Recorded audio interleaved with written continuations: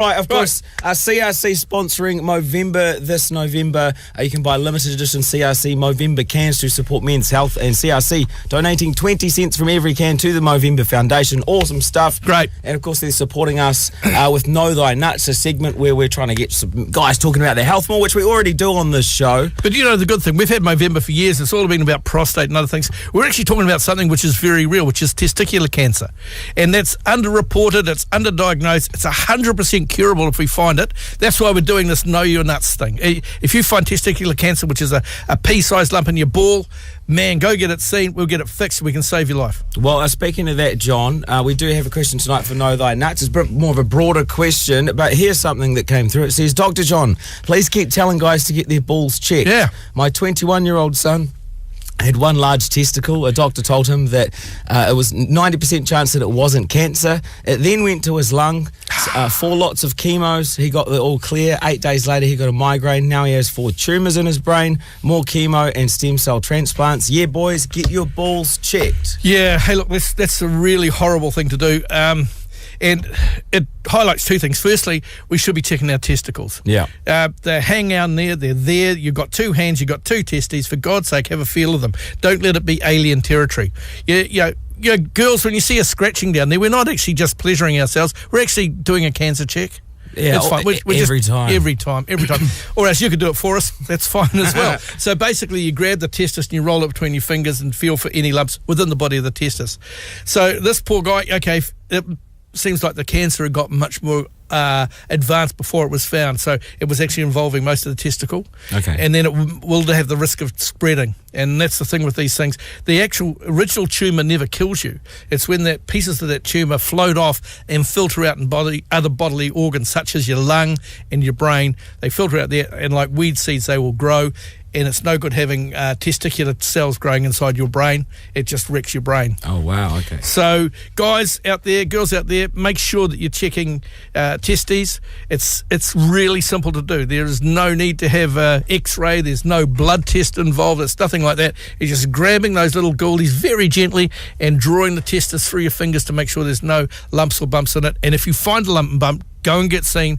If you think that you're not getting the care that you need and you're not getting the right answers, go and get seen again by somebody else.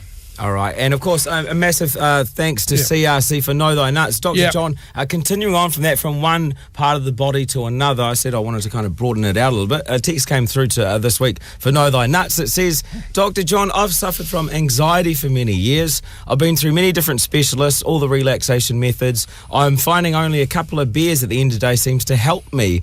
Is there any anxiety medications out there that work without turning you into a zombie? Oh, difficult one.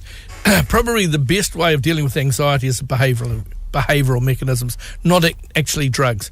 Yeah, there's a group of drugs that you can use. The benzodiazepines will do it. They are anxiolytics. They will remove anxiety, but they will also decrease overall performance. So you remove the anxiety, you remove performance, and that sort of isn't really where it needs to be. Okay. Anxiety is a fascinating topic. It's quite often associated with depression as well. So you have anxiety, depression. They can cohabitate quite nicely. Anxiety is something where we need anxiety to get us out of dangerous situations. Yeah, it's no sense sitting there with the lion running towards you going, life is good, because you're going to get eaten, right? So you need to do something like choose the slowest runner and run faster than them, and then you'll get away from the lion. But it doesn't, most of the anxiety that occurs is not related in fact. There is nothing in the anxiety that will hurt you apart from the anxiety itself. Like I tell the story of a guy, he got super anxiety crossing bridges, couldn't cross a bridge. Always thought it would fall over. He was a courier driver in Auckland.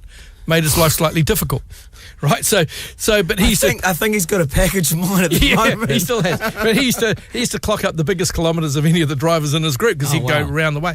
And you got to work with it and explain. You can do desensitisation, gradual exposure to the anxiety-causing things, and then get on top of it and get control of it. And that's a psychological process that works a hell of a lot better.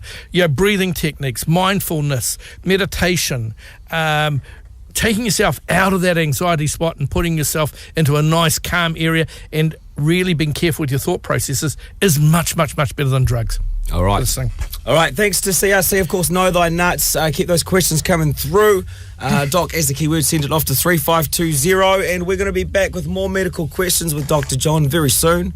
I'll just if the voice lasts that long, do you reckon it'll last the whole show? I think I'm just going to make you talk the whole way through, and you're going to lose your voice. You're going to be this husky brute by the time it comes around to the late night show. Oh, the Rothman's hour.